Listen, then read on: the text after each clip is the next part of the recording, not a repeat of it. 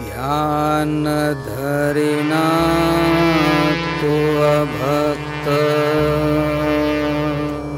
ध्यान धरिना तो भक्त, ध्यान धरिना तो भक्त, ध्यान धरिना तो भक्त, ध्यान धरिल तो भक्त, ध्यान धरिल तो भक्त,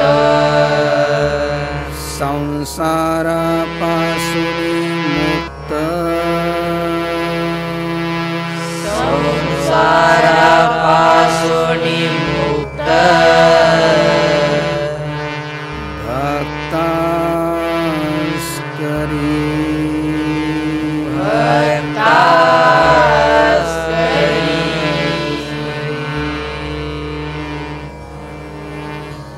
ध्यान धरिना तो भक्त,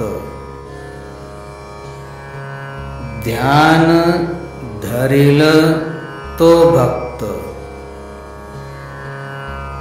संसारापासून मुक्त भक्तास करी.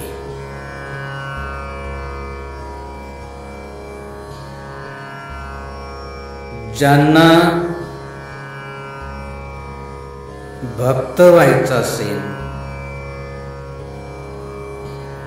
ज्यांना जन्म मृत्यूच्या चक्रापासून, काळाच्या भयापासून, यमाच्या त्रासापासून, दुःखापासून, दारिद्र्यापासून मुक्त व्हायचं असेल तर त्यांनी आत्ताच या ठिकाणी भक्ताची जी व्याख्या सांगितली ती लक्षपूर्वक ऐकायची. विशेष करून ज्यांना ज्यांना भक्त व्हायचं असेल त्यांनी भक्ताची ही व्याख्या लक्षपूर्वक ऐकायची आहे आणि मृत्यूच्या शेवटच्या क्षणापर्यंत रात्रंदिवस लक्षात ठेवायची आहे. ज्यांना ज्यांना भक्त व्हायचं असेल त्यांनी असं ऐकल्यानंतर कदाचित काहींच्या मनामध्ये एक शंका निर्माण होऊ शकते की भक्त झालंच पाहिजे का? भक्त व्हायचं कशासाठी? भक्त होण्यामध्ये लाभ काय आहे? भक्त होण्यामध्ये तर तसे तर अनंत लाभ आहे आणि ते अनंत लाभ त्याचा भले विचार नसेल केला तरी देखील महापुरुष सांगतात की जननी जनेतो भक्तजन, या दाता या शूर ना तो माता बांज रहे व्यर्थ गुमामत नूर. आपण भक्त झालं पाहिजे का? तर महापुरुष सांगतात की आपल्याला जर जन्म द्यायचा असेल तर कुणाला जन्म द्या? तर भक्ताला जन्म द्या. भक्ताला नाहीच जन्म देऊ शकलो तर तो जो दाता आहे त्याला जन्म द्या.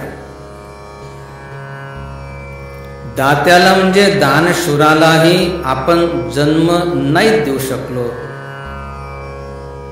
तर शूरवीराला जन्म द्या. आणि या तिन्ही पैकी एकालाही आपण जन्म नाही देऊ शकलो तर त्याच्यापेक्षा निपुत्रिक राहिलेलं खूप चांगलं. जननी जनेतो भक्तजन. या दाता या शूर ना तो माता बांजर हे व्यर्थ गुमामत नूर. सांगायचं तात्पर्य सर्वात पहिलं विचार हा केला पाहिजे की आपण भक्ताला जन्म दिला पाहिजे. आता काही म्हणतील की कुणाला जन्म द्यावं, हे का आमच्या हातात आहे का? कुणाला जन्म द्यायचा हे आपल्या हातात आहे. असं एक म्हण आहे की बाप तसा बेटा आणि कुंभार तसा लोटा.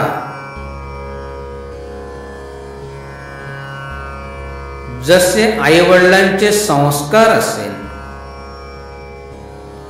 आईच्या किंवा वडिलाच्या संस्कारामुळेच त्यांचे मुलामुलीवर ते परिणाम होत असतो. म्हणून जर आपल्याला भक्ताला जन्म द्यायचा असेल तर त्याच्यासाठी स्वतः आपण भक्त झालं पाहिजे. जननी जनेतो भक्तजन. या जगामध्ये कितीतरी भक्त होऊन गेले.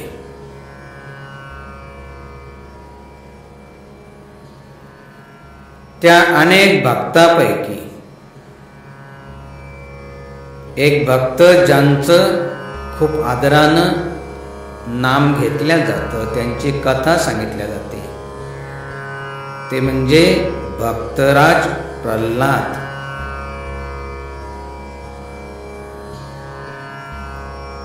प्रल्हादाची तर तशी खूप मोठी कथा आहे, ऐकली असेल. थोडक्यामध्ये प्रल्हादाचा बाप हिरण्यकश्यप राक्षस, आई कयाधो नावाची राक्षसीन. आता सांगितलं की खूप मोठी कथा आहे. थोडक्यामध्ये काही कर्मधर्म संयोगानं त्या राक्षसनीला म्हणजे कयाधूला नारद मुनीच्या आश्रमामध्ये राहण्याचा प्रसंग आला. ज्यावेळेस ती गरोदर होती. गरोदर अवस्थेमध्ये नारद मुनीच्या आश्रमामध्ये त्या राक्षसनीनं जे का ऐकलं त्याचा परिणाम त्या गर्भस्थ बालकावरती झाला. आपण जे खातो पितो ते तर गर्भस्थ बालकाला मिळतच, परंतु जे विचार करतो, जे श्रवण करतो, जसे भावना असेल त्या भावनेचा, त्या विचाराचा, त्या आचाराचा प्रभाव गर्भस्थ बालकावरती देखील पडत राहतो. सांगायचं तात्पर्य गरोदर अवस्थेमध्ये ज्यावेळेस तो प्रल्हाद आईच्या गर्भामध्ये होता तर त्यावेळेस नारद मुनीच्या मुखामधून जो बोध ऐकला त्याचा परिणाम त्या गर्भस्थ बालकावरती म्हणजे प्रल्हादावरती झाला. ज्यावेळेस तो जन्माला आला तोपर्यंत त्याच्या बापाला म्हणजे हिरण्यकश्यपूला कितीतरी वरदान मिळाले होते आणि त्याच्यामुळं त्याला असं वाटलं की मी आता मरणारच नाही, मीच देव आहे. म्हणून तो सर्वांना सांगायला लागला की मीच देव आहे, माझंच भजन करा, माझीच भक्ती करा.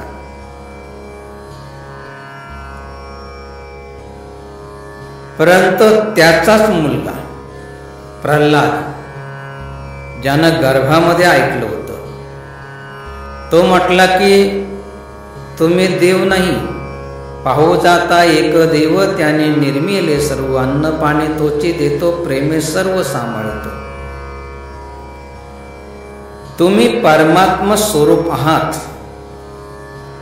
तुका म्हणे माय बापे अवघे देवाची स्वरूपे. देवाचं स्वरूप आहात पण देव नाही.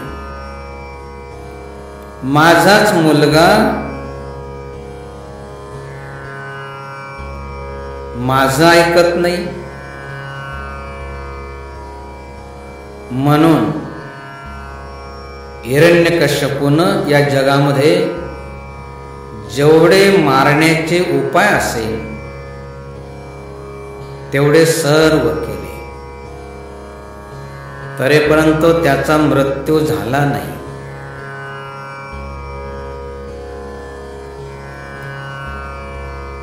सांगायचं तात्पर्य एवढंच आहे की स्वतःच्याच बापानं भक्ती करू नये, ईश्वराची भक्ती सोडून दिली पाहिजे. याच्यासाठी या जगामधले जेवढे उपाय असेल मारण्याचे तेवढे केले, परंतु प्रल्हादानं भक्ती सोडली नाही. म्हणून सर्व भक्तामध्ये श्रेष्ठ भक्त भक्तराज प्रल्हाद. जननी जनेतो भक्तजन. या दाता या जगामध्ये अनेक दान करणारे होऊन गेले. त्या अनेक दात्यापैकी एक नाव नेहमी आदरानं घेतल्या जातं की दानवीर कर्ण. दानवीर कर्ण जो आहे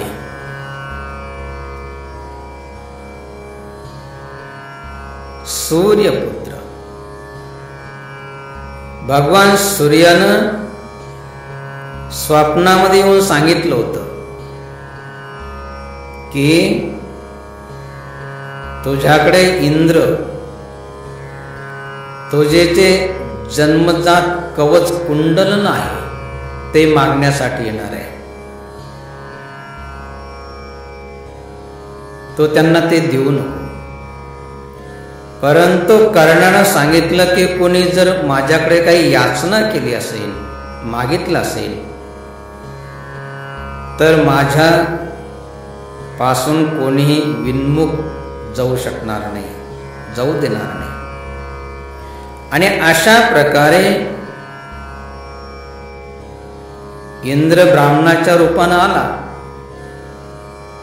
आणि ते कवच कुंडनं मागून घेतले जे जन्मजात होते. जसं आपल्याला जन्मजात कान मिळाले, नाक मिळालेले, एखाद्याचं नाक किंवा एखाद्याचा कान तुटला असेल आणि सर्जरी करायची असेल, आपल्याला जर नाक किंवा कान मागितलं द्यायला तयार होच असं नाही. परंतु त्या कर्णानं तर अभेद्य असं जे कवच होतं, कुंडल होते, जन्मजात होते, ते सर्व दान करून टाकले. जननी जनेतो भक्तजन. या दाता, या शूर जसं सीता मातेचं रावणापासून रक्षण करण्यासाठी मृत्यूच्या शेवटच्या क्षणापर्यंत पंख छाटल्या गेलं तरी देखील रक्ताच्या थारोळ्यात पडला आणि भगवान राम आल्यानंतर तो समाचार सांगितला, नंतर आपला प्राण त्याग केला. म्हणजे मृत्यूच्या शेवटच्या क्षणापर्यंत मातृशक्तीचं रक्षण करण्यासाठी जटायू लढत राहिला. सांगायचं तात्पर्य की जननी जनेतो भक्तजन या दाता या शूर नातो माता बांजरहे व्यर्थ गुमामत नूर.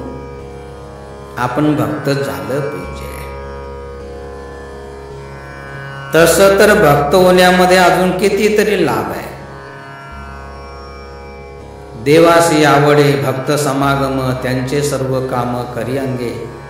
भक्त काजासाठी अवतार धरी नांदे भक्ता घरी स्वय देव. भक्ताविन देवा काहीच नावडे भक्त तो आवडे सर्व काळ. एका जनार्दनी भक्ताचा अंकित देव सदोदित सोये होय. भगवंताला भक्त आवडतो म्हणून आपण भक्त झालं पाहिजे. भक्तांचं सर्व कार्य करतो परमात्मा म्हणून भक्त झालं पाहिजे. भक्त व्हायचं म्हणजे नेमकं काय व्हायचं? भक्ताचे अंतरंग लक्षण काय हे जाणून घेतले पाहिजे. जसं काही काही भक्ताचे बहिरंग लक्षण बघतात आणि त्यांना भक्त मानतात. जसं एखादा शुभ वेश असेल, गळ्यामध्ये माळा आदी असेल तर लोक समजतात की तो भक्त आहे. तो भक्तच असतोच असं नाही, नसतो असं म्हणत नाही, परंतु वेश बघून तो भक्त मानावाच असं नाही. हे बहिरंग लक्षण आहे. एका क्षणामध्ये परिधान करता येतात, दुसऱ्या क्षणामध्ये ते काढूनही टाकता येतात. जसं रावणानं बहिरंग वेश जो आहे भक्ताचा, साधूचा, संन्याशाचा वेश धारण केला, दुसऱ्या क्षणामध्ये काढून टाकला. सांगायचं तात्पर्य अंतरंग जे लक्षण आहे भलेही ते आत्मसात येण्यासाठी एक जन्म काय कित्येक जन्म जरी लागले तरी काही हरकत नाही, परंतु भक्ताचे अंतरंग लक्षण आपल्या अंतःकरणामध्ये आले पाहिजे. असे अंतरंग लक्षण जर आले असेल तर तो भक्त भगवंताला आवडतो. त्या भक्तांचं सर्व कार्य स्वतः परमात्मा करतो. म्हणून भक्ताचे जे अंतरंग लक्षण आहे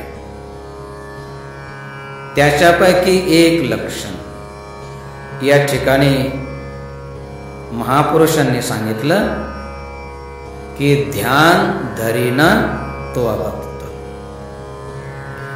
जो ध्यान धरत नाही, जो ध्यान करत नाही, तो कधीच भक्त होऊ शकत नाही. मग भक्त कोण होतो? ध्यान धरील तो भक्त. जो ध्यान धरतो, ध्यान करतो तो भक्त. आणि अशा प्रकारे ते ध्यान त्या भक्ताला काय करतं? संसारापासून मुक्त भक्तास करी. या संसारापासून म्हणजे जन्म मृत्यूच्या चक्रापासून या भवरोगापासून, संसार सागरापासून त्या भक्ताला ध्यान मुक्त करतं. म्हणून जर आपल्याला भक्त व्हायचं असेल तर त्याच्यासाठी ध्यान केलं पाहिजे. ज्यांना योगी व्हायचं असेल त्यांनी तर ध्यान केलंच पाहिजे. जसं योगाचे जे 8 अंग आहे, यम, नियम, आसन, प्राणायाम, प्रत्याहार, धारणा, ध्यान आणि समाधी, अंतिम जे अंग आहे समाधीचं, त्या समाधीमध्ये जाण्याची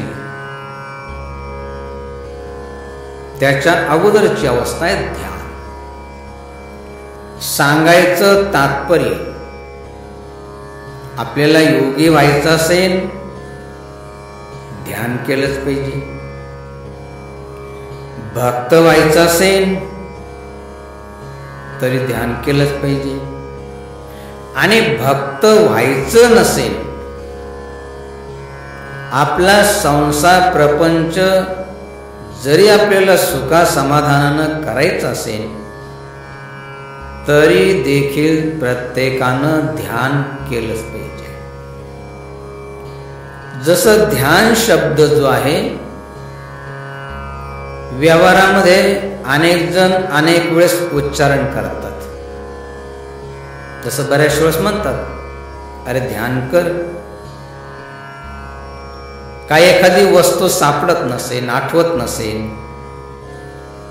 हरवली असेल कुठं, तर ते म्हणतात चांगलं ध्यान कर ना.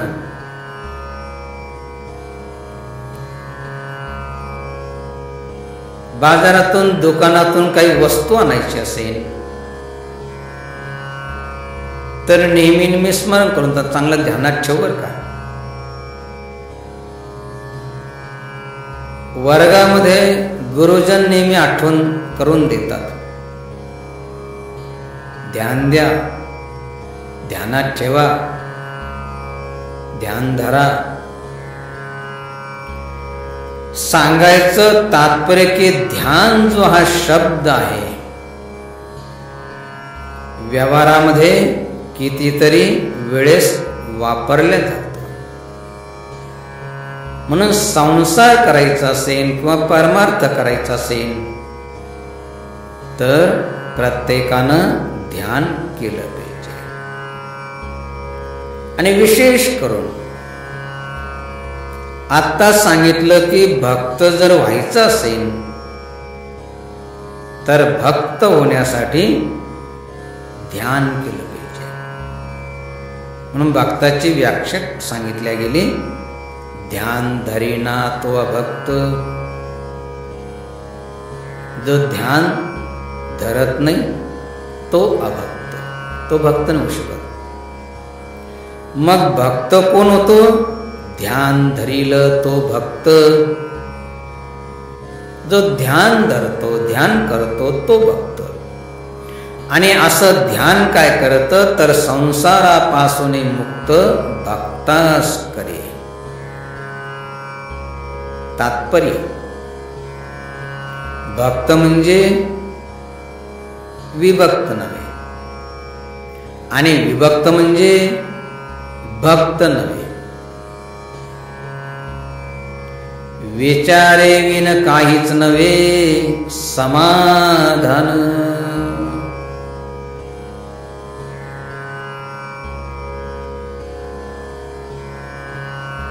तस्मात विचार करावा, देव कोण तो ओळखावा.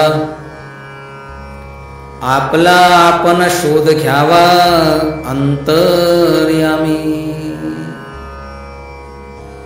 ध्यान करून काय करायचंय, विचार करून काय करायचंय की भगवंत कोण आहे, आपला आणि त्या भगवंताचा, ईश्वराचा म्हणजे आत्म्याचा आणि परमात्म्याचा काय संबंध आहे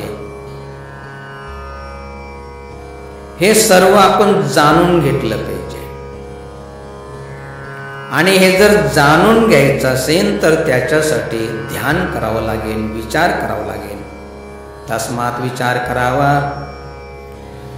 देव कोण तो ओळखावा, आपला आपण शोध घ्यावा अंतर्यामी. परमात्मा कुठे आकाश पाताळातच बसलेला असं नाही. परमात्मा तर सर्व ठिकाणी आहे. जसं भगवान श्रीकृष्ण सांगतात अर्जुनाला निमित्त करून सर्वांना की ईश्वर सर्वभूतानां हृदयेषु अर्जुन तिष्ठति, की हे अर्जुना, मी सर्व भूतमात्राच्या अंतःकरणामध्ये निवास करतो. सर्वांच्या हृदयामध्ये परमात्मा राहतो. संस्कृत मध्ये नसेल आपल्याला समजलं तर साध्या सोप्या भाषेमध्ये संत सांगतात, वसे हृदयी देव तो जानायसा, नभाचे परे व्यापको जानतैसा, सदा संचला येतना जात काही, तया विनरिता कोठे ठाव नाही. वसे हृदयी देव तो जानायसा, हृदयामध्ये निवास करतो. कसा?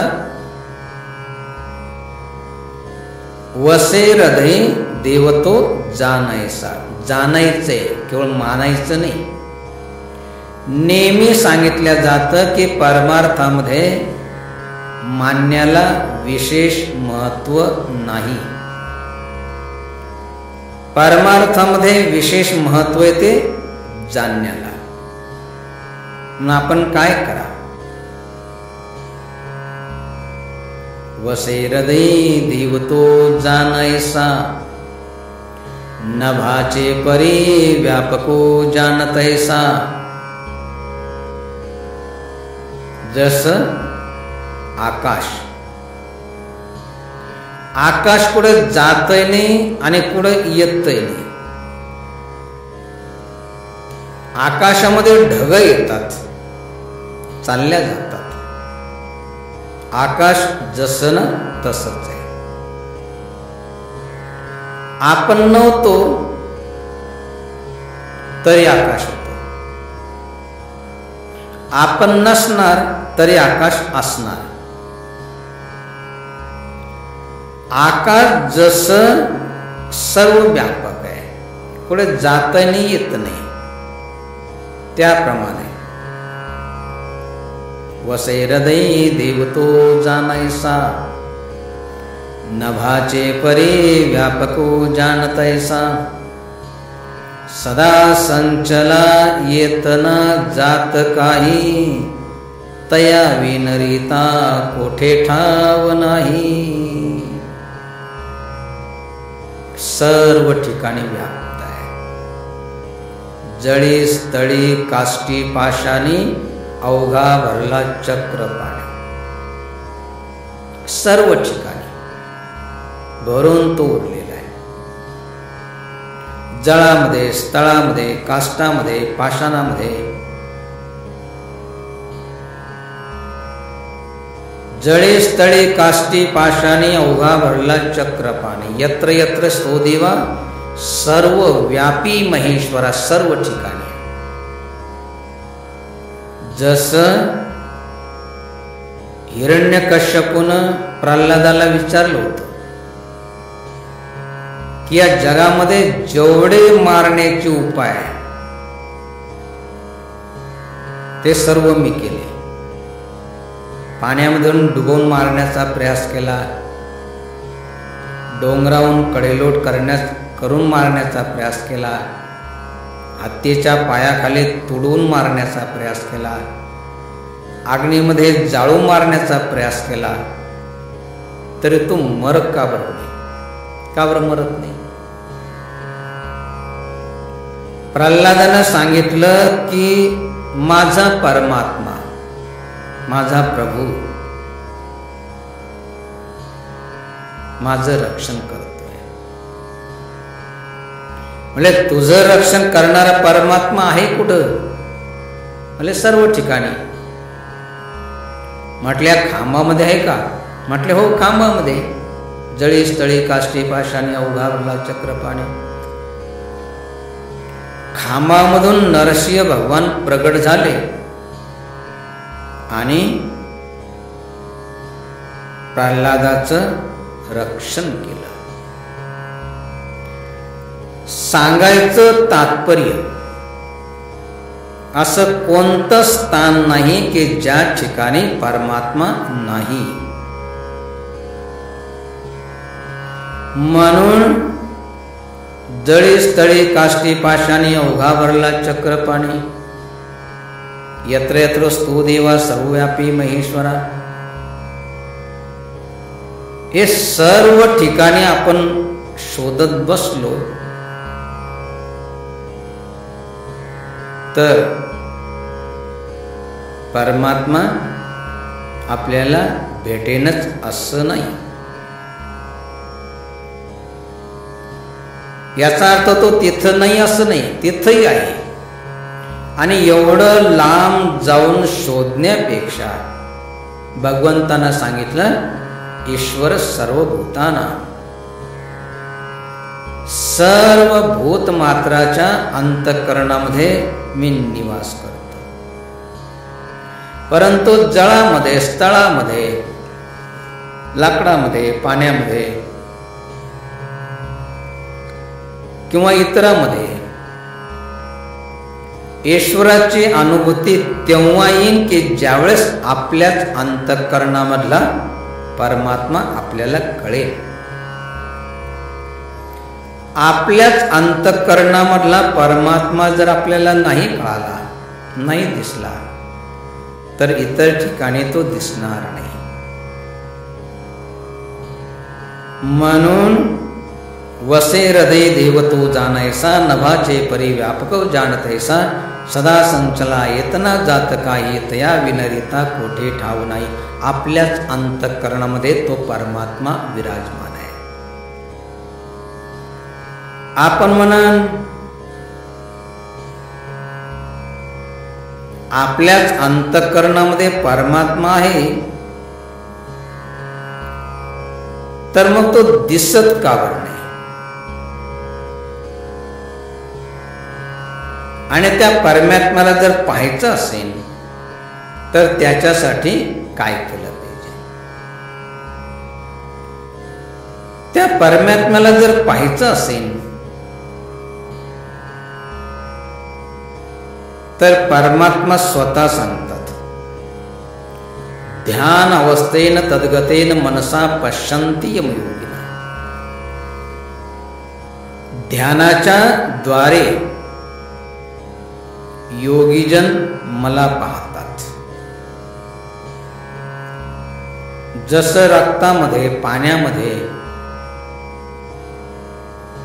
जे सूक्ष्म जंतू असेल तर ते सामान्य डोळ्यांना दिसत नाही. सूक्ष्मदर्शक यंत्राखाली बघितल्यानंतर ते दिसतात.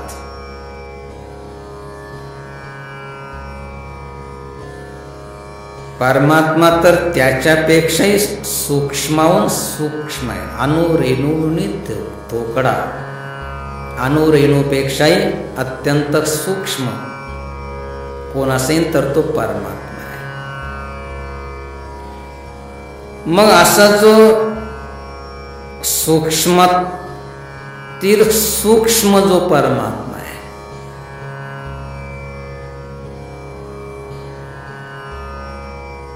त्याला पाहायचं कसं?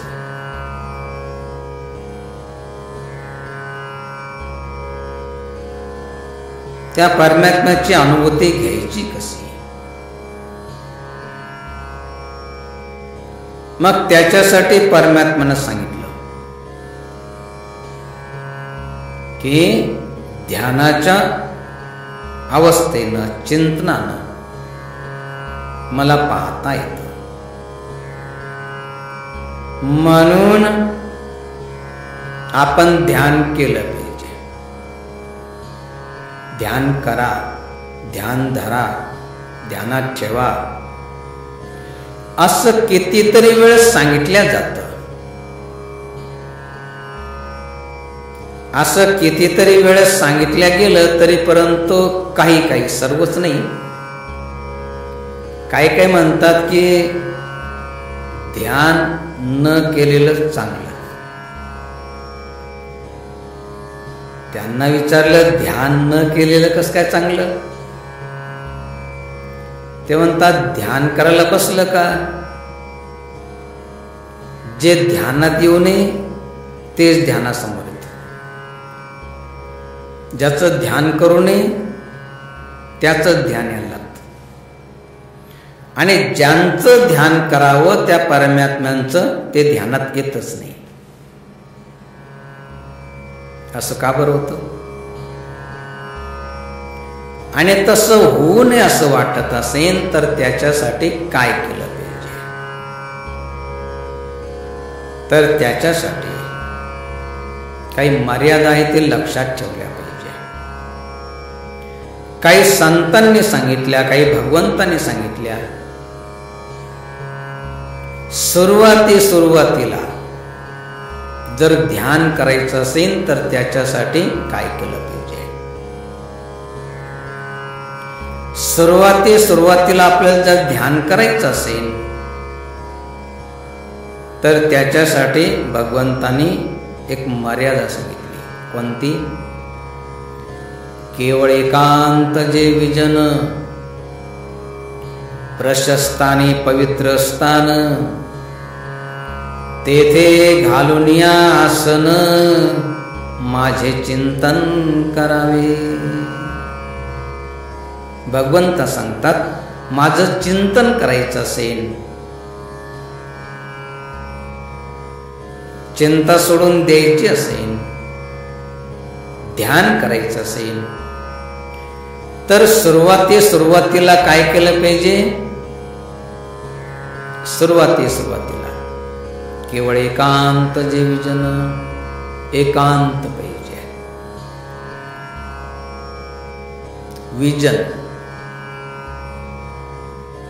तिथं जास्त लोक असता कामा नये. ध्यान करण्यासाठी आलेले भक्त चालतील, परंतु ज्यांना ध्यानाशी काही घेणं देणं नाही, परमार्थाशी काही घेणं देणं नाही, असे लोक त्या ठिकाणी असता कामा नये. केवळ एकांत जे विजन, प्रशस्त आणि पवित्र स्थान. ध्यान करण्यासाठी जिथं बसायचं ते प्रशस्त पाहिजे, पवित्र पाहिजे. तेथे घालून या आसन, माझे चिंतन करावे. जे स्थान एकांत असेल, विजन असेल, म्हणजे जिथं जास्त लोक नसेल, प्रशस्त असेल बसण्यासाठी, पवित्र असेल, तेथे घालून या आसन, माझे चिंतन करावे. आसनावर ते बसून आणि आसनामध्ये बसून भगवंताचं ध्यान चिंतन केलं पाहिजे. ध्यानाच्या काही मर्यादा आहे, त्या मर्यादेचं आपण पालन केलं पाहिजे. जे ध्यान करतात योगी, साधू संत, ते सांगतात की ध्यानाची एक मर्यादा आहे, ती प्रत्येकानं ध्यानात ठेवली पाहिजे, लक्षात ठेवली पाहिजे. ध्यान करायचं असेल तर काय केलं पाहिजे? चर्चा करो तब चौहटे, ज्ञान करो तब धोय, ध्यान धरो तब एकला, और न दूजा कोय. चर्चा करो तब चौहटे, चर्चा करायची असेल, चार चौघामध्ये, चावडीमध्ये, चौकामध्ये, जिथं जास्तीत जास्त लोक एकत्र येतात, जमतात, त्या ठिकाणी चर्चा केली पाहिजे. कदाचित त्या चर्चेमधून एखादा चांगला निर्णय निघू शकतो. चर्चा करो तब चौहटे.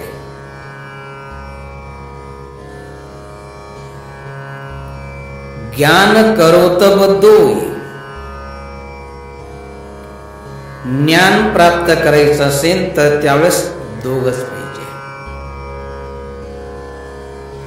ज्ञान घेणारा, श्रवण करणारा, ज्याला ज्ञान प्राप्त करायचे तो, आणि ज्ञान देणारे, ज्ञान सांगणारे, दोघच पाहिजे. तिसरं कोणी असता कामा नये.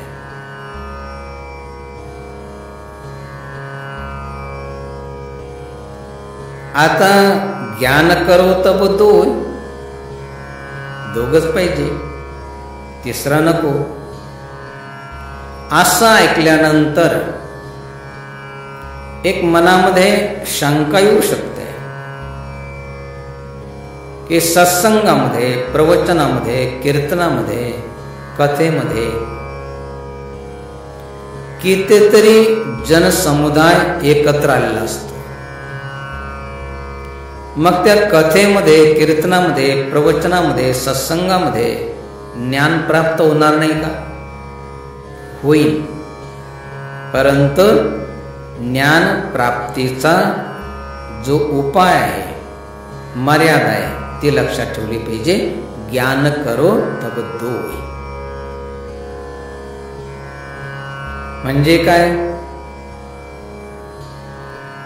ज्ञान प्राप्त करायचं असेल आणि अशा वेळेस सत्संगामध्ये, कथेमध्ये, कीर्तनामध्ये, प्रवचनामध्ये आपण बसले असाल, त्यावेळेस ही धारणा ठेवली पाहिजे, हा विचार ठेवला पाहिजे की जे सांगितल्या जातंय ते केवळ माझ्यासाठी सांगितल्या जात आहे, माझ्या निमित्तानं सांगितल्या जात आहे.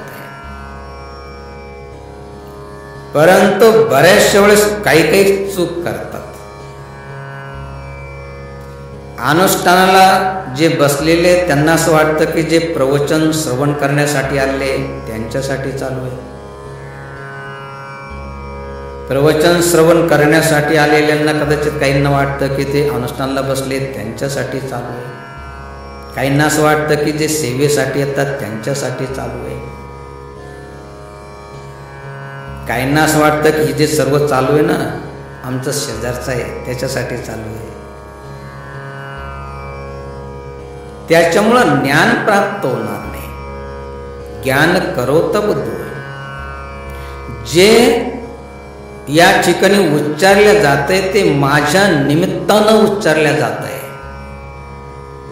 अशी भावना ठेवली पाहिजे. अजून हे जर समजून घ्यायचं असेल तर एक म्हण आहे, कोणती? काय म्हणतात ना,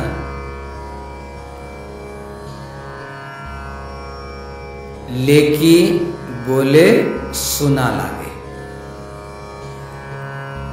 काही काही ठिकाणी, सर्वच ठिकाणी नाही, काही काही ठिकाणी सून घरामध्ये आल्यानंतर सासूला असं वाटतं की माझी लेक आलेली, माझी मुलगी आलेली आहे. त्या सुनेला देखील असं वाटतं की मी माझ्या घरी आले, सासू माझी आईच आहे. अशी मर्यादा बऱ्याचशा ठिकाणी पाळल्या जाते. तिथं सुख राहतं, समाधान राहतं, शांतता राहते. आपल्या मुलीला, आपल्या बहिणीला तिथं कशी वागणूक मिळावी सासरी, जसं वाटते की अशी वागणूक मिळाली पाहिजे तर तशी वागणूक आपण दिली पाहिजे. परंतु बऱ्याचशा ठिकाणी, काही काही ठिकाणी ती नाही दिल्या जात. तर काही काही जी सासू चांगली नसते ती नेहमी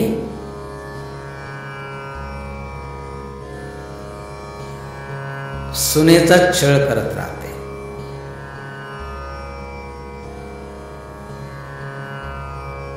काया वाचा मनानं. आणि तिला जर काही बोलायचं असेल तर ती प्रत्यक्ष त्या सुनेला बोलत नाही. आपली जी लेक असते तिला म्हणते बामटी मेली, कोटगी मेली, काम काहीच करत नाही. त्या मुलीला काहीच वाटत नाही. आणि तिकडे ते सून म्हणते मी काय भामटी आहे का, मी काय काम नाही करत का. आणि ते सासू म्हणते तुला कुठे म्हटलं, मी मुलीला म्हटलं. पण तिला माहित आहे की कुणासाठी म्हटलं. मुलीला काहीच वाटत नाही.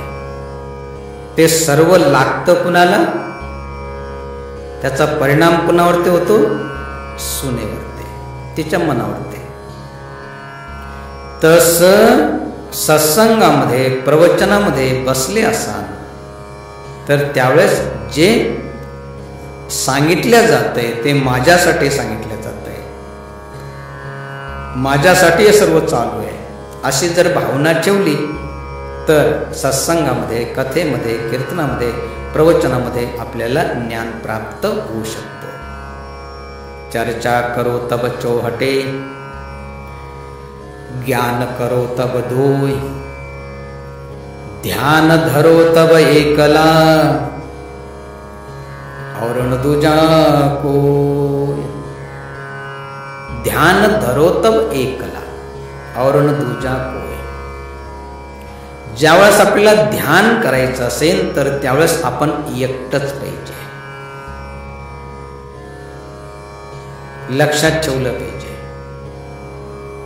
की 2 वेळेस आपण एकटंच पाहिजे, दुसरं कोणीच असता कामा नये. एक ध्यानाच्या वेळेस आणि दुसरं मृत्यूच्या समयी, मृत्यूच्या वेळेस. परंतु बरेचसे काही उलट करतात. कोणी नसेल त्यावेळेस ध्यान नाही करत. कोणी आले की मग डोळे लावून ध्यान करतात. ते त्यांनी बघितलं पाहिजे, म्हटलं पाहिजे की वा ते ध्यानात बसलेले. दाखवण्यासाठी ध्यान करता कामा नये. आत्मसंतुष्टीसाठी एकांतात ध्यान केलं पाहिजे. असे काही योगी बघितले की दिवसा लोक आल्यानंतर आरामात झोपलेले असतात. बऱ्याच जणांना असं वाटतं की काहीच काम करत नाही, खातात आणि झोपतात. परंतु सर्व निघून गेल्यानंतर रात्री मात्र ते संपूर्ण रात्र ध्यान करत राहतात. सांगायचं तात्पर्य की ध्यान धरो तब एकला और न दूजा कोय. ध्यानाच्या वेळेस आणि मृत्यूच्या समयी एकटंच पाहिजे. असं म्हणतात की जे कळपानं अरण्यामध्ये पशु राहतात, मृत्यू समय आला की त्या कळपाला सोडून एकांतात चालल्या जातात.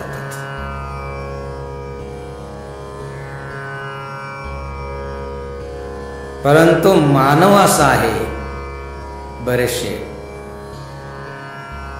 की मरायचा समय ही आली नाही, ती आली नाही, हा आला नाही, तो आला नाही. त्यांची वाट पाहत पाहत मरतात. आणि कधी कधी जे आले नाही त्यांच्याच घरी जन्माला जातात, मुक्त नाही होत. त्याच्यासाठी ध्यान धरो तब एकला और न दूजा कोय. ध्यानाच्या वेळेस आणि मृत्यूच्या समयी दुसरं कोणी असता कामा नये. आणि समजा असलंच तर काय होतं? एक कथा आपण ऐकली असेल. तशी तर खूप मोठी ती कथा आहे. थोडक्यामध्ये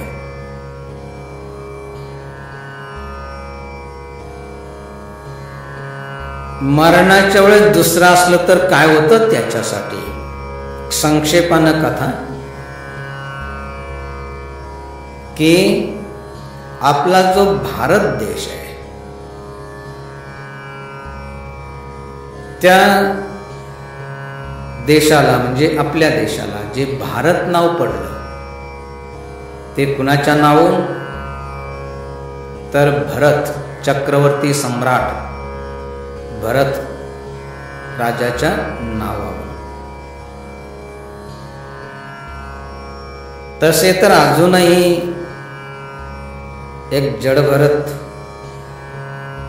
किंवा भगवान रामाचे भाऊ भरत, पण विशेष करून हा 14 चक्रवर्ती सम्राट होऊन गेले भरत. भारत भरताच्या नावावरून भारत नाव पडलं. तर त्या भरत राजानं काय केलं तर नवखंड पृथ्वीचे सम्राट होते ते.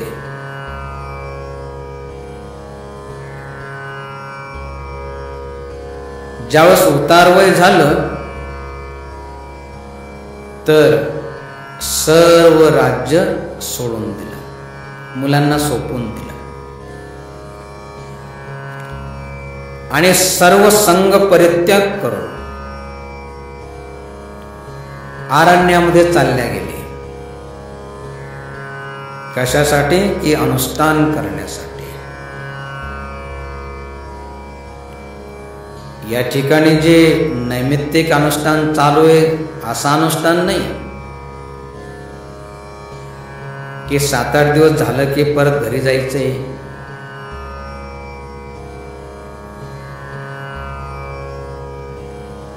सर्व संघ परित्याग करून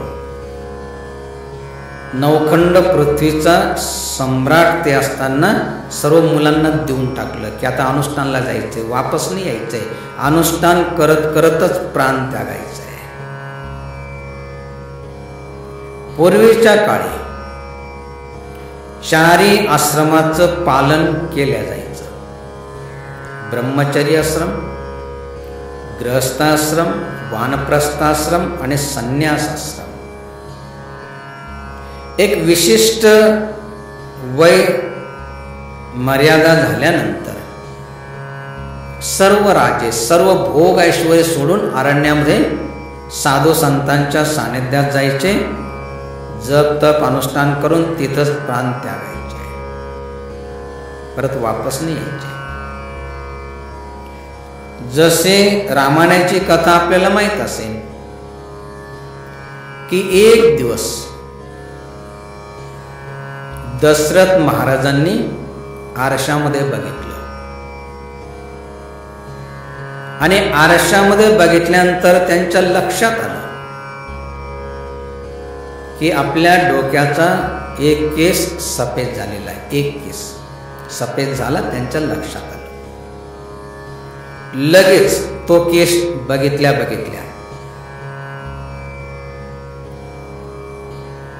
राजसभेमध्ये आले. सर्व सभासदांना बोलवलं आणि सांगितलं की आज मी आरशामध्ये बघितलं तर माझ्या लक्षात आलं की डोक्याचा एक केस सफेद झालेला आहे. याचा अर्थ आता उतार अवस्था सुरू झालेली आहे. जीवनाचं सार्थक करून घेण्यासाठी आता अरण्यामध्ये जायचंय. ऋषीमुनींच्या साधू संतांच्या सानिध्यात राहून जीवनाचं सार्थक करून घ्यायचं आहे. आणि हे जे राज्य आहे ते रामाला आता देऊन टाकायचं आहे. आपल्या सर्वांना याच्यासाठी बोलवलं की मी जो निर्णय घेतला म्हणजे कोणता, की रामाचा राज्याभिषेक करायचा, रामाला हे सर्व देऊन टाकायचं. त्याच्यासाठी आपल्याला हे विचारायचंय की राम त्याच्यासाठी योग्य आहे किंवा नाही. सांगायचं तात्पर्य, डोक्याचा एक केस सफेद झालेला दिसला, लगेच त्यांनी निर्णय घेतला की आता रामाला राज्याभिषेक करायचा आहे रामाचा, आणि मला माझं जीवनाचं सार्थक करून घेण्यासाठी साधू संतांच्या सानिध्यात जायचं आहे. एक केस सफेद झालेला दिसला तर त्यांनी हा निर्णय घेतला. आजकालच्या लोकांना काय झालं काही कळत नाही. सारे केस सफेद झाले तरी डांबर लावून का होईना काळेच दिसले पाहिजे म्हणतात.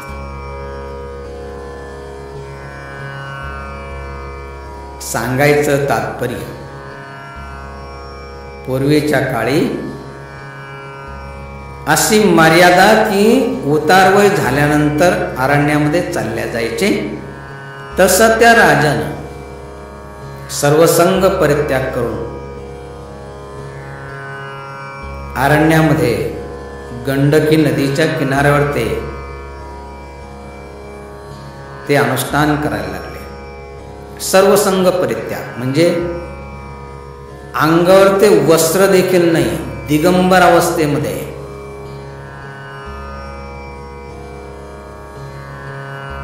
ते राजा राहायला लागले, अनुष्ठान करायला लागले.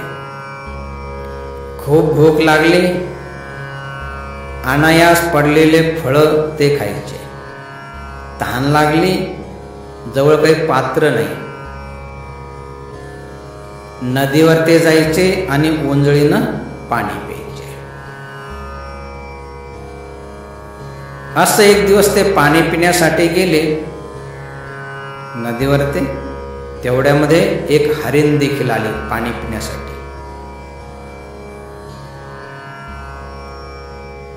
गर्भवती होती, पाणी पिण्यासाठी आली होती, पाणी पिणार. तेवढ्यामध्ये तिनं वाघाची डरकळी ऐकली.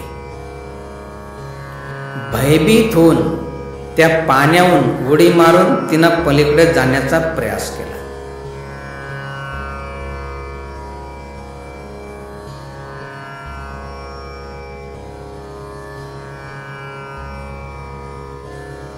त्याच्यामुळं तिचा गर्भस्राव झाला. ते पिलू पाण्यामध्ये पडलं, तिचा मृत्यू झाला. भरतानं हे बघितलं, दयावश होऊन त्या पिलाला बाहेर काढलं. चांगलं केलंच पाहिजे. दया धर्म का मूल है. सर्व धर्माचं मूल दया आहे. दया धर्म का मूल आहे, असलंच पाहिजे. ज्या धर्मामध्ये दया नाही तो धर्म होऊ शकत नाही. दया धर्म का मूल आहे. धर्माचं मूळ दया आहे. दयावश होऊन भरत राजानं त्याला बाहेर काढलं, चांगलं केलं. परंतु नंतर जे केलं ते चांगलं केलं नाही. काय चांगलं केलं नाही तर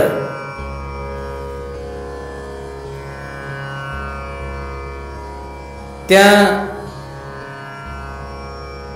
भरत राजाची ममता त्या मृगाच्या पिलापाशी बसली. चिंतन कमी झालं आणि त्या पिलाची चिंताच वाढली. पुढं थोडंसं दिसलं नाही तर कुठे गेलं तर नसेल, एखाद्या हिंस्र पशुनं खाल्लं तर नसेल. अशा प्रकारे चिंता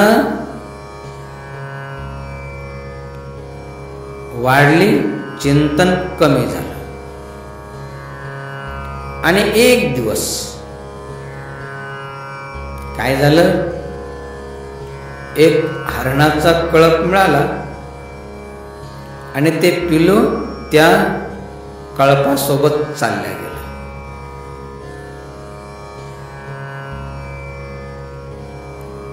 ममता बैसली मृगापासी, मृग वना गेला स्वेच्छेसी. त्याचा खेदू करिता भरतासी, काळा करशी देहाते. ते पिलू हरणासोबत चालल्या गेलं. त्याची चिंता करता करता राजाचा मृत्यू झाला. ही केवळ भरतराजाची कथा नाहीये, अनेकांच्या घरामधली हीच व्यथा आहे. बऱ्याचशा वेळेस मुलाचं लग्न होतं, बाहेरगावी तो नोकरीला असतो. लग्न झाल्यानंतर पत्नीला घेऊन, नवरीला घेऊन तो जातो. नवीन नवीन लग्न झालं असल्यामुळं आईवडिलाची त्याला काही आठवण येत नाही. आणि हे मात्र त्याची आठवण काढतात की भाऊचं कसं काय चालू असेल काय. भाऊ आठवणी काढायला तयार नाही. तसं ते पिलू तर सर्व विसरून गेलं त्याला कळप मिळाल्यानंतर. परंतु त्याचा खेद, त्याची चिंता करता करताच काळा करशी देहाते, मृत्यू झाला. आणि अंती जैसी मती तैसी गती. मरणाच्या वेळेस जशी भावना मनामध्ये असेल त्याप्रमाणे पुढचा जन्म मिळतो. तर त्याप्रमाणे ममता बैसली मृगापासी, मृग वना गेला स्वेच्छेसी.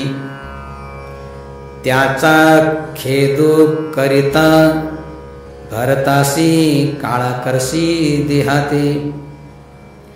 देहासी येता मरण, भरतासी मृगासे ध्यान. तेने मृगजन्म पावे आपण, जन्मांतर कारण झाले ऐसे. आत्ता सांगितलं की अंती जैसी मती तैसी गती या न्यायानं तो राजा हरणच झाला. थोडस चिंतन करण्यासारखा विषय. सर्व संग परित्याग करून आला होता. अंगावर ते वस्त्र नाही, खाण्याची चिंता नाही, पिण्याची चिंता नाही, राहण्याची चिंता नाही. एवढा त्याग करून आला आणि मृगाचं ध्यान आल्यामुळं मृगच झाला, हरिणच झाला. आता असं ऐकल्यानंतर काहींच्या मनामध्ये अशी भावना येऊ शकते. जे अनुष्ठानाला बसलेले त्यांच्या मनामध्ये कदाचित येऊ शकते. त्या राजानं सर्व संग परित्याग करून अनुष्ठान करत प्राण त्यागण्याचा निश्चय केला होता. खाण्याची चिंता नाही, पिण्याची चिंता नाही, राहण्याची चिंता नाही. एवढा त्याग करून देखील त्या राजाची मुक्तता झाली नाही. एवढा मोठा सम्राट, भगवंताची प्राप्ती तर सोडा, साधा मानवाचा देह देखील त्या राजाला मिळाला नाही. आमचा तर तेवढा त्याग नाहीये. काहींच्या मनामध्ये तर केव्हा 7-8 दिवस संपतात आणि केव्हा घरी जातो असं होतं. सर्वांच्याच नाही, परंतु काहींच्या.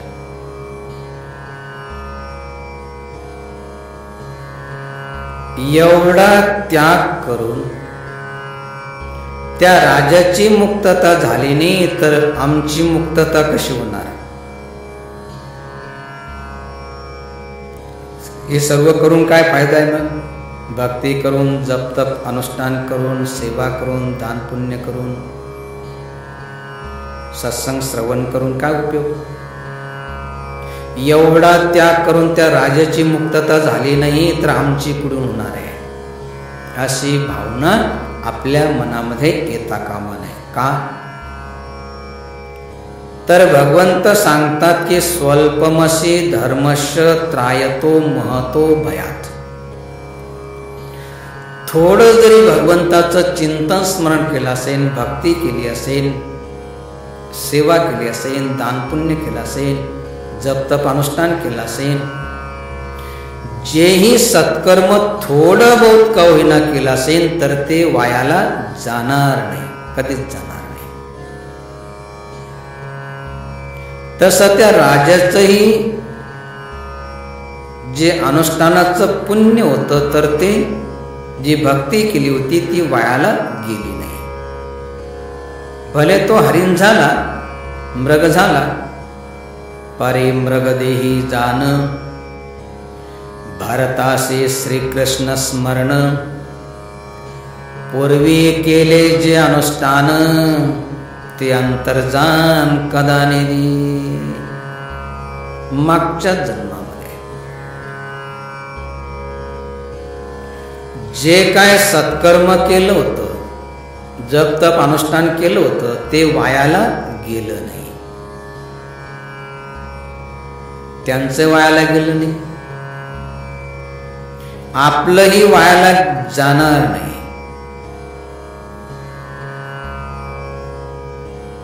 त्या राजाचं वायाला नाही गेलं. भले तो हरिण झाला, परी मृगदेही जाण, भरतासी श्रीकृष्ण स्मरण, पूर्वी केले जे अनुष्ठान ते अंतर्जान कदा नेदी. त्या राजाला पूर्वजन्माचं म्हणजे त्या हरणीला म्हणजे त्या राजाला स्मरण होतं की पूर्वजन्मामध्ये या पृथ्वीचा मी सम्राट होतो. जप तप अनुष्ठान करण्यासाठी या अरण्यामध्ये आलो, सर्वसंग परित्याग केला, परंतु एका हरणाची ममता मनामध्ये निर्माण झाल्यानंतर हरणीची चिंता करता मेलो, चिंता करत मेलो, त्याच्यामुळे मी हरणच झालो. आता कोणाची चिंता करायचीच नाही, आता फक्त भगवंताचं चिंतन करायचं. म्हणून ते हरिण इतर हरणामध्ये कळपामध्ये मिसळलं नाही. ते साधू संतांच्या सानिध्यात राहायचं, दुरूनच त्यांचं दर्शन घ्यायचं, दुरूनच त्या साधू संतांची वाणी श्रवण करायचं, तपोमय जीवन जगायचं. खाण्यासाठी पुष्कळ हिरवं गवत होतं ते नाही खायचं, वाळलेले पानं गवत ते खायचं, तपोमय जीवन जगायचं. पूर्वजन्माचं स्मरण, पूर्व सुकृताचा, पूर्व अभ्यासाचा, दास सद्गुराचा तोची जाणे. जसं आपण बघितलं असेल, अगदी काही छोटे छोटे मुलं आहे, छोटे म्हणजे चांगली लुंगी देखील त्यांना नेसता येत नाही, तरी जप करतायत, थंड पाण्यानं स्नान करतायत, मौन धारण केलेले आहे, शुकशुक करत नाही, बोलत नाही. उपवास करतायत. संसार म्हणजे काय, संसाराचं दुःख काय, या जन्मामध्ये त्यांना काही माहित नाही. तरी परंतु पूर्वजन्माचं काही सुकृत, त्यांचं पुण्य, की खेळण्याचे दिवस आहे ते सर्व सोडून या ठिकाणी जपाला तपाला अनुष्ठानाला बसलेले. एक कशामुळं, पूर्वजन्मीच्या प्रारब्धामुळे. तस तो राजा मृगदेहामध्ये असताना परी मृगदेही जाण भरतासी श्रीकृष्ण स्मरण, पूर्वी केले जे अनुष्ठान ते अंतर्जान कदा नेले. आता सांगितलं की तपोमय जीवन दुसऱ्या कल्पामध्ये न मिसळता, चांगलं हिरवगार गवत आहे ते न खाता, वाळलेलं गवत, वाळलेला पालापाचोळा खाऊन त्या राजानं तो हरणाचा देह त्यागला. आणि मग तिसरा जन्म, मागोते तिसरे जन्मी पाहे, तो जड भरत नाम लाहे, तेथे तो निर्ममत्व राहे, तेने होय नित्यमुक्त. तिसरा जन्म, एका ब्राह्मणाच्या घरी त्या राजाचा जन्म झाला.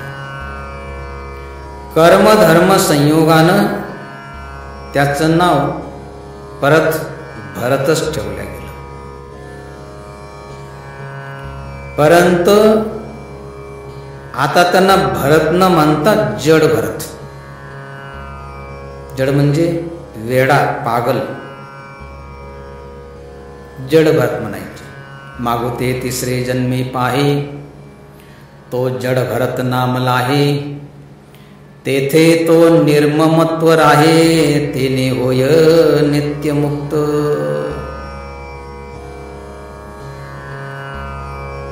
भरत त्याला वेडा भरत, जड भरत म्हणायचे. जड भरत का म्हणायचे?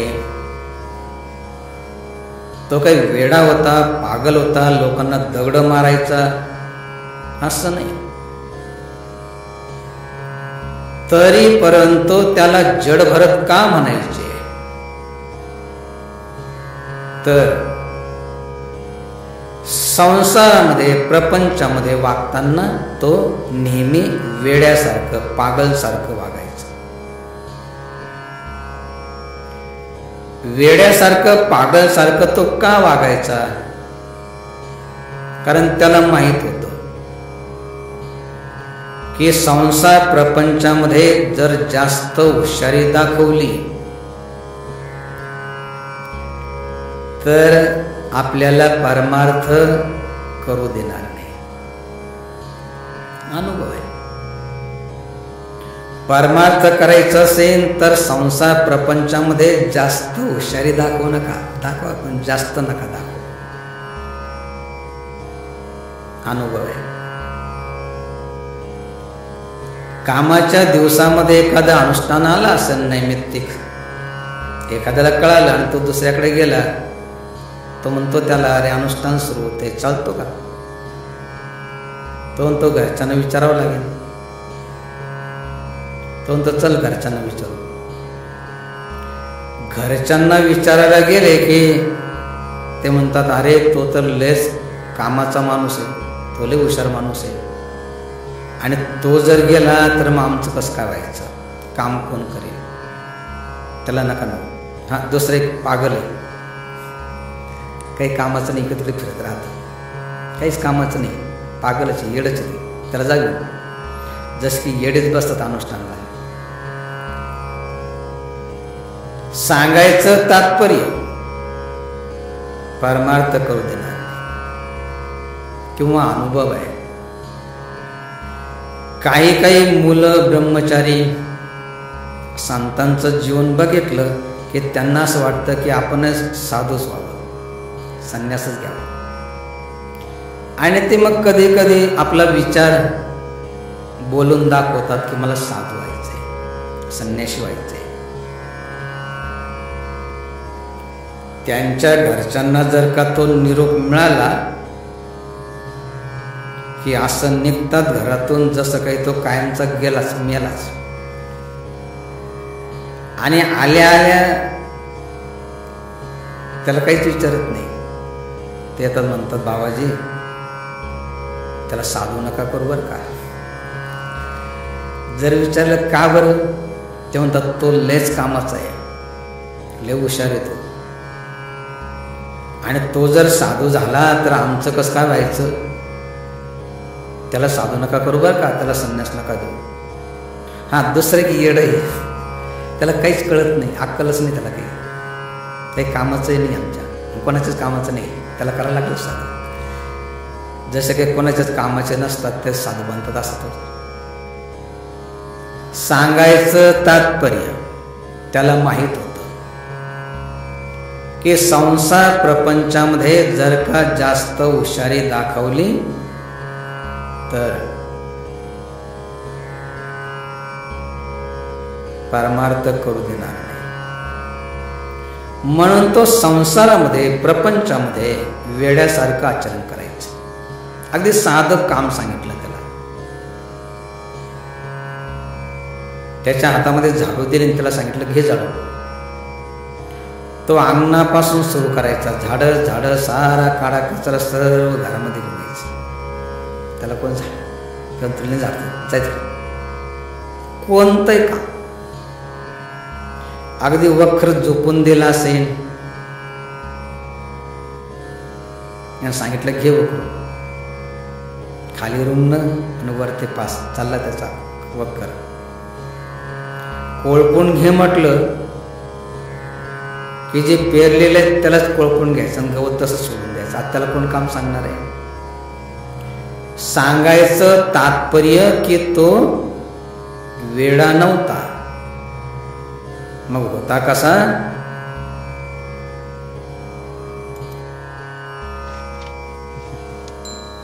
जगात पेशाच अंतरिषाना,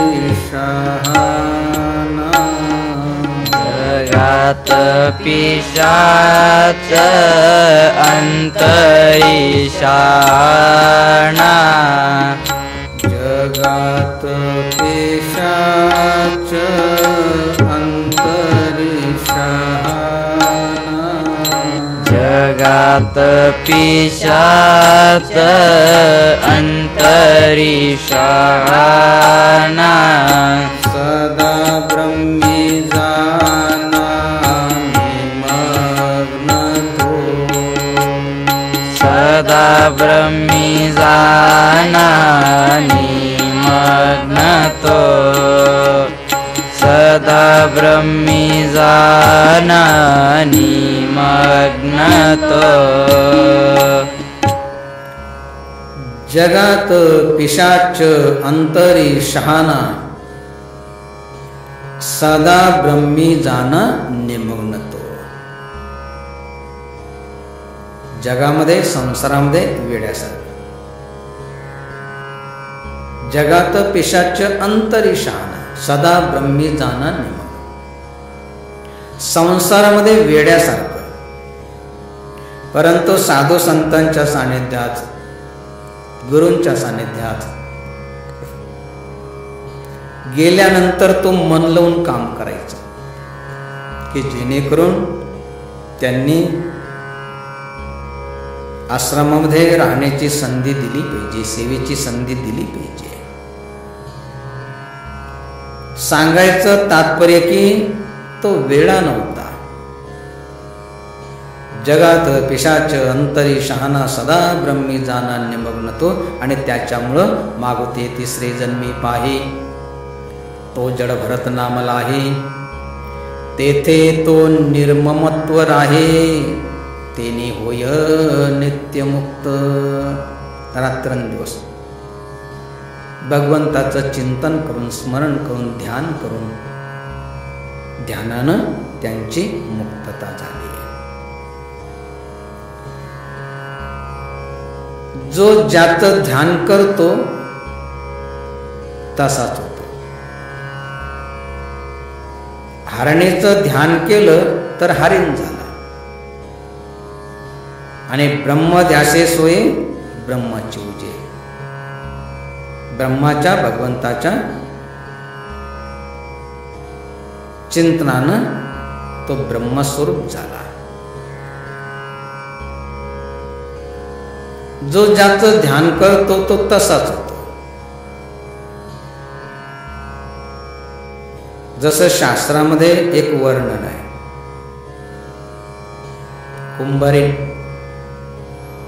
कुंभारीण म्हणजे मडके बनवते ती नाही.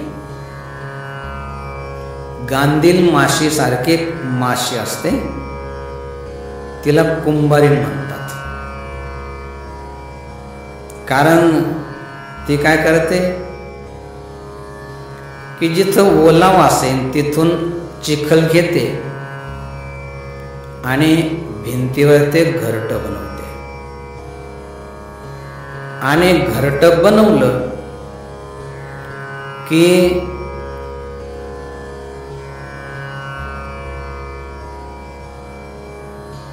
आळी तिला पकडते आणि त्या आळईला, त्या किडीला त्या घरट्यामध्ये कोंडते आणि कोंडल्यानंतर तिला डंख मारते. आणि डंख मारल्यानंतर मरणाच्या भयानं ती किडी त्या आळीचं ध्यान करते. मरणाच्या भयानं कुंभारीण येणार तर नाही, डंख मारणार तर नाही, मृत्यू तर होणार नाही. अशा प्रकारे मरणाच्या भयानं ती आळी त्या भ्रमरीचं ध्यान करते. भिंगुरटे किटकिते धरी, कोंडी भिंती माजिले घरी, ते मरण भये ध्यान करी, निरंतरी भ्रमरीचे. तेने तीव्र ध्याने ती किटी, होने ठाके भिंगुरटी, गगनी चढे उठाउठी, प्रत्यक्ष दृष्टी देखिजे. अशा प्रकारे ती आळी, जिला चांगलं चालता देखील येत नाही, श्रद्धेनं, भावनेनं ती आळी काही त्या भ्रमरीचं ध्यान करत नाही, मरणाच्या भयानं ध्यान करते. तर होतं काय,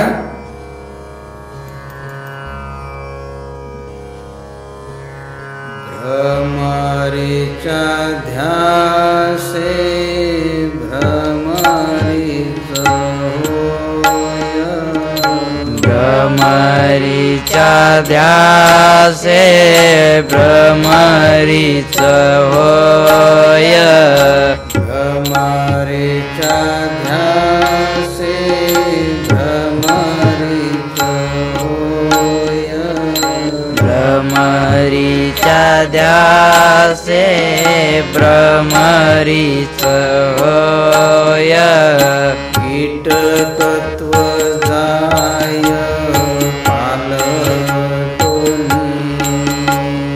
कीटकत्व जाय पालटोनी, कीटकत्व जान पालटोनी.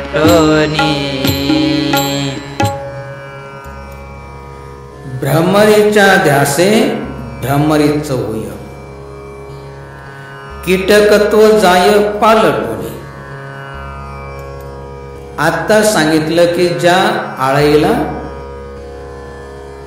चांगलं चालता येत नाही,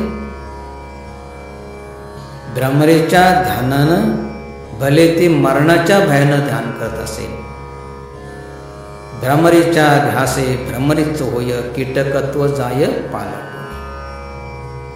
त्याप्रमाणे काय होतं? हा दृष्टांत कशासाठी दिला तर तो याच्यासाठी,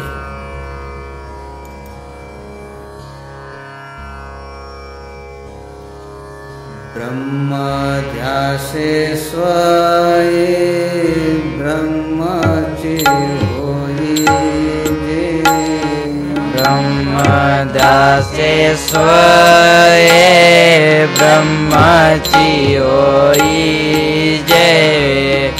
ब्रह्मध्यासे स्वये ब्रह्मची होई जे. ब्रह्मध्यासे स्वये ब्रह्मची होई जे. जीवत्व लोपी जे सहजची. जीवत्व लोपी जे सहजची. जीवत्व लोपी जे सहजची. ब्रह्मध्यासे सोये ब्रह्मची उईजे. जीवत्व लोपीजे सहजची. हे सर्व उदाहरण कशासाठी? जसं भ्रमरीच्या ध्यासे भ्रमरीचं होय कीटकत्व जाय पालट. भ्रमरी आकाशामध्ये उडणारी ती आळी, तिला चांगलं जमणं चालता येत नाही. दोघांचा तसं काही ताळमेळ नाही.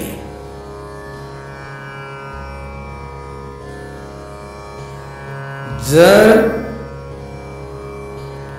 भ्रमरीच्या ध्यानानं मरण भयानक भले करत असेल तर ती भ्रमरी होते. तर ब्रह्मध्यासे सोये ब्रह्मची होई जे जीवत्व लोपीचे सहजचे. शिवाचं ध्यान करता करता शिवरूप होऊन जातो. आत्मा परमात्मा होऊन जातो. का होऊन जातो? तर आळीला भ्रमरी होण्यासाठी वेळ लागू शकतो, परंतु जीवात्म्याला परमात्मा होण्यासाठी वेळ लागणार नाही. जीवाला शिव होण्यासाठी वेळ लागणार नाही. का लागणार नाही? त्याचं कारण संतांनी सांगितलं की जीवाला शिव होण्यासाठी वेळ का लागणार नाही, याचं कारण ब्रह्मध्यासे स्वये ब्रह्मची होई जे. ब्रह्मध्यासे स्वये ब्रह्मची होई जे. ब्रह्मध्यासे स्वये ब्रह्मची होई जे. ब्रह्मध्यासे स्वये ब्रह्मची होई जे. जीवत्व लोपी जे सहजची. जीवत्व लोपी जे सहजची. जीवत्व लोपी जे सहजची. जीवाला शिव होण्यासाठी वेळ का लागणार नाही, तर जुनाटची आहे जाना सोयरिक माया उपाधिक ब्रह्मलासी. सुरुवातीच्या रात्रीच्या शांत वातावरणामध्ये जसं सांगितलं होतं की जीवामध्ये आणि शिवामध्ये, आत्म्यामध्ये आणि परमात्म्यामध्ये साम्य खूप आहे. दोन्ही सच्चित आनंद स्वरूप आहे. दोन्ही मधला फक्त एकच भेद आहे की जो मायेच्या अधीन आहे तो जीव, माया ज्यांच्या अधीन आहे, मायेच्या अतीत जे आहे ते शिव. म्हणून जुनाटची आहे जाना सोयरिक, माया उपाधिक ब्रह्मलासी. अजून जर जास्त स्पष्ट करून जर सांगायचं म्हटलं, तसा जास्त अनुभव नाहीये, परंतु आपल्याला अनुभव असेल. बरेचसे सोयरीक जमवण्यासाठी जातात, स्थळ पाहण्यासाठी, आणि लगेच लग्न होऊन जात. का? ते म्हणतात नात्यामध्येच आता काय जास्त विचारायचं, जास्त काय पाहायचंय.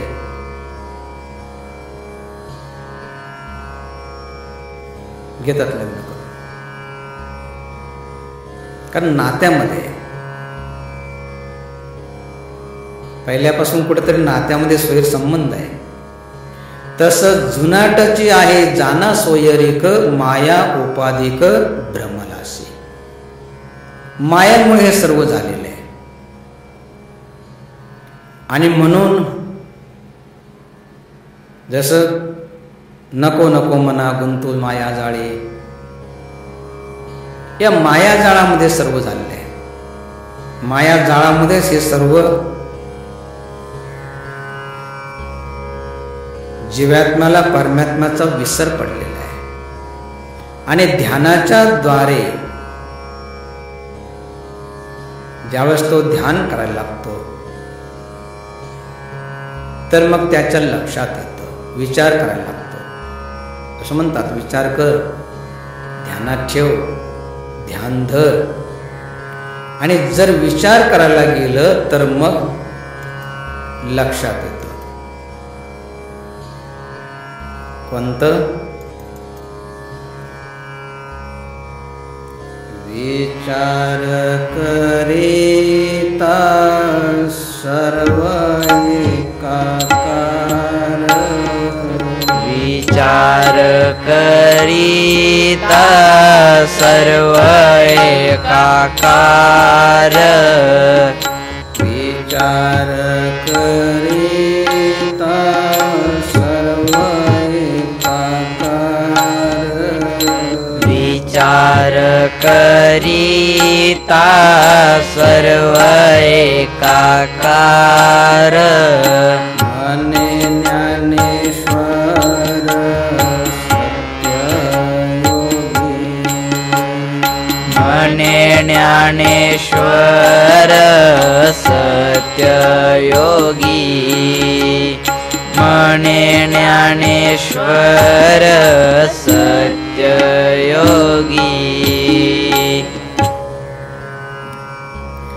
विचार करिता सर्व एकाकार, म्हणे ज्ञानेश्वर सत्ययोगी. विचार केल्यानंतर, ध्यान केल्यानंतर लक्षात येतं की सर्व एकच आहे, द्वैत या जगामध्ये काहीच नाही आहे. जसं ज्यांनी विचार केला, विचार करिता सर्व एकाकार, म्हणे ज्ञानेश्वर सत्ययोगी. ज्यांनी विचार केला, ज्यांनी ध्यान केलं, ज्यांनी ध्यानानं बघितलं, ते आपला अनुभव सांगतात. कोणता? श्लोकार्धेन वदश्यामी यदुक्तम ग्रंथ कोटिभी, ब्रह्म सत्य जगत मिथ्या जीवो ब्रह्मेव नापर. महापुरुष सांगतात की करोडो ग्रंथामध्ये जे सांगितलं, यदुक्तम ग्रंथ कोटिभी, कोट्यावधी ग्रंथामध्ये जे सांगितलं, तर ते मी श्लोकार्ध, एक श्लोक नाही, अर्ध्या श्लोकामध्ये सांगतो. काय सांगतात? ब्रह्म सत्य जगन मिथ्या. ब्रह्म सत्य आहे, परमात्मा सत्य आहे, जगत मिथ्या आहे. आणि जीवो ब्रह्मेव नापर, जीव ब्रह्मस्वरूप आहे, परंतु त्याचं विस्मरण जे झालेलं आहे त्याच्यामुळं तो जीवदशेला प्राप्त झालेला आहे.